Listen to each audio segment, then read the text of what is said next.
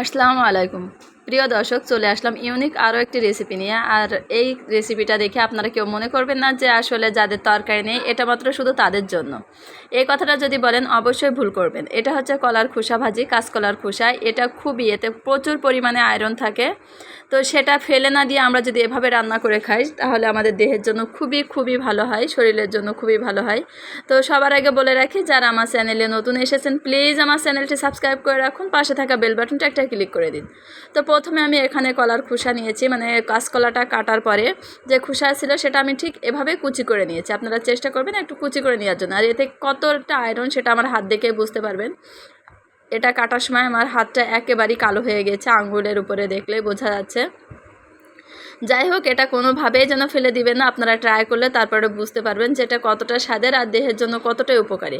আর সাথে নিয়েছি একেবারেই ছোটো সাইজের একটা আলু আর পেঁয়াজ, মিডিয়াম সাইজের 3টা পেঁয়াজ আমি নিয়েছি। আর কাঁচামরিচ দিয়ে ভাজি করব, তার জন্য কাঁচামরিচ ফালি কেটে নিয়েছি। যে যেমন ঝাল খেতে পছন্দ করে ঠিক সেভাবেই নিতে পারেন।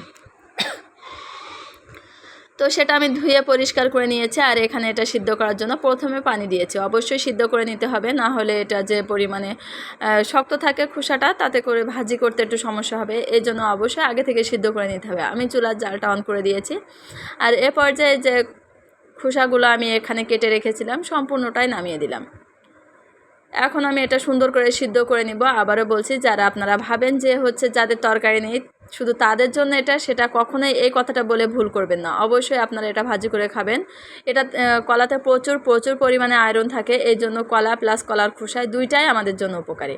তো প্রথমে আমি একটু ঢাকনা দিয়ে ঢেকে দিয়েছিলাম, তারপরে অবশ্যই ঢাকনাটা খুলে এভাবে নাড়াচাড়া করে দিব। কারণ কিছু কিছু কলার যে খোসা আমি কুচি করে নিয়েছিলাম সেগুলো অনেকটা একসাথে হয়েছিল, এই জন্য এভাবে একটু নাড়াচাড়া করে দিলে ভেঙে যাবে। তারপরে আমি এভাবে একটু সিদ্ধ করে নিয়েছি বেশ কিছু টাইম। তারপরে একটু দেখিয়ে দিই যে এটা কতটা সিদ্ধ হয়ে গেছে। মানে এভাবে চাপ দিলে যখন দেখবেন যে ভেঙে ভেঙে যাচ্ছে তখন বুঝে নেবেন যে এটা সিদ্ধ হয়ে গেছে।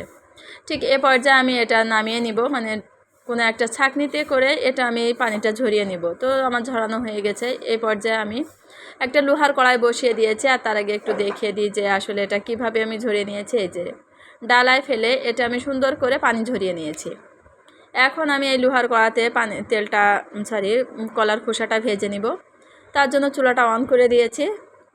আর দিয়ে দিচ্ছি পরিমাণ মতো তেল। কলার খোসা ভাজি করতে তেলের পরিমাণটা একটু বেশি লাগে, আপনারা চেষ্টা করবেন সেইভাবেই দিতে।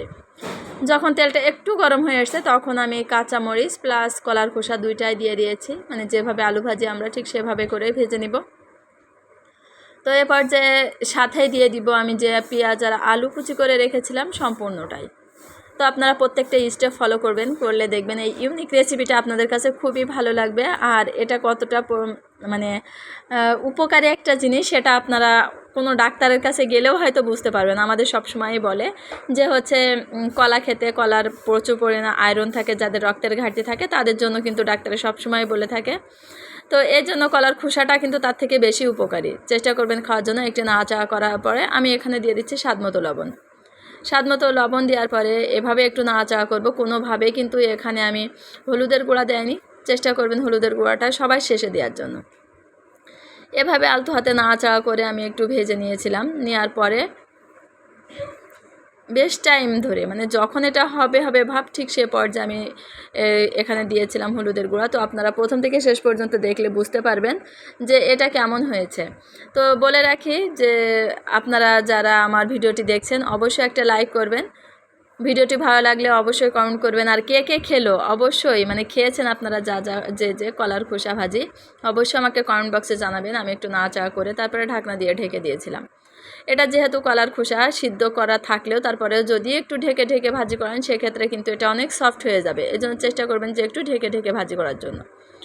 তো আমি এভাবে নাড়াচাড়া করে নিচ্ছি। আমার রেসিপিগুলো অনেকেই দেখেছেন, যারা দেখেন আমাকে এভাবেই সাপোর্ট করে যাবেন। আর যারা নতুন আসেন আবারও বলছি আমার চ্যানেলটি সাবস্ক্রাইব করে রাখবেন। আর তারপরে একটু নাড়াচাড়া করে যখন একটু ভাজি ভাজি হয়ে গেছে সে পর্যায়ে আমি হলুদের গুঁড়া দিয়ে দিয়েছি। খুব বেশি হলুদের গুঁড়া দেওয়ার দরকার নেই, যেহেতু এটা ভাজি জিনিস। আপনারা চেষ্টা করবেন যে কোনো সবজি ভাজি সেক্ষেত্রে হলুদটা একটু কম দিবেন, দেখবেন টেস্টটাও বেশি ভালো আসে আর দেখতেও বেশটা ভালো লাগে। যাই হোক, এভাবে নাড়াচাড়া করতে করতে এটা আমার হলুদের গুঁড়াটা একেবারে সুন্দরভাবে মাখানো হয়ে গেছে। দেখতে পাচ্ছেন আমি এটা কিভাবে ভেজে নিচ্ছি। এটা খেতে খুবই খুবই মজার হয়েছিল, মানে আমি পার্সোনালি পছন্দ করি। অনেকে ভাবে যে হচ্ছে যাদের তরকারি নেই বা সবজি নাই, একটা কলা রান্না করলো বা কলা রান্না করছে, খোসাটা ফেলে না দিয়ে সেটা ভাজি করে খেয়ে নিল। আসলে সেটা নাই, এটা অনেক ভালো একটা উপকারী একটা জিনিস, এই জন্য চেষ্টা করবেন এটা খাওয়ার জন্য। আজ এই পর্যন্ত, এটা আমার হয়ে গেছে। সবাই ভালো থাকবেন, আল্লাহ হাফেজ।